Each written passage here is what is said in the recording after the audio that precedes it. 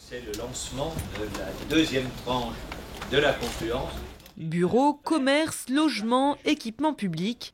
Un quartier multifonctionnel de 35 hectares va voir le jour en 2017 à Confluence. Objectif, redynamiser le sud de la presqu'île lyonnaise, qui n'était qu'une friche industrielle il y a à peine 10 ans. Mais aussi ramener la nature au cœur de la ville. 3300 arbres et un parc de 14 hectares feront partie du paysage. On a veillé scrupuleusement à ce que les habitants et les salariés soient au contact de la nature à quelque endroit que ce soit dans la ville.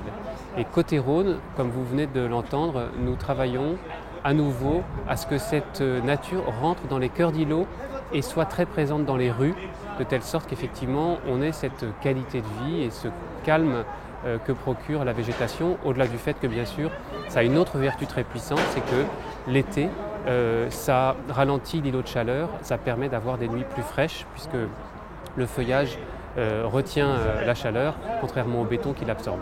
La première phase du projet Lyon Confluence, donc qui vient aux abords de la Saône, développe un parc assez vaste, qui accompagne comme ça toute la Saône, une grande promenade qui est ponctuée de 3 grands bassins aquatiques. Et à travers les inventaires biodiversité, on a vu que c'était des lieux d'accueil tout à fait intéressants pour la faune. La faune qui logeait déjà assez massivement sur les collines de Sainte-Foy, qui sont très très arborées, et qui trouvent dans ces bassins des lieux d'abri et des lieux de chasse. Si la phase 1, lancée en 2003, ressemble plus à une prouesse architecturale, la phase 2 de la confluence, elle, répond à un cahier des charges bien précis, créer un quartier à énergie positive. Chaque bâtiment répond vraiment d'abord à la norme RT 2012, sauf que pour aller vraiment au bâtiment énergie positive, il faut aller beaucoup plus loin. Déjà isolé par l'usage de fenêtres à triple vitrage, par l'usage d'une isolation renforcée, la chasse aux ponts thermiques, par également l'usage de récupération de chaleur par les eaux usées, mais également des études sur les immeubles de bureaux par exemple, qui sont, eux, demandeurs de rafraîchissement l'été, qui, eux, vont pouvoir utiliser ce rafraîchissement, ou du moins produire ce rafraîchissement, en utilisant la chaleur produite par les logements.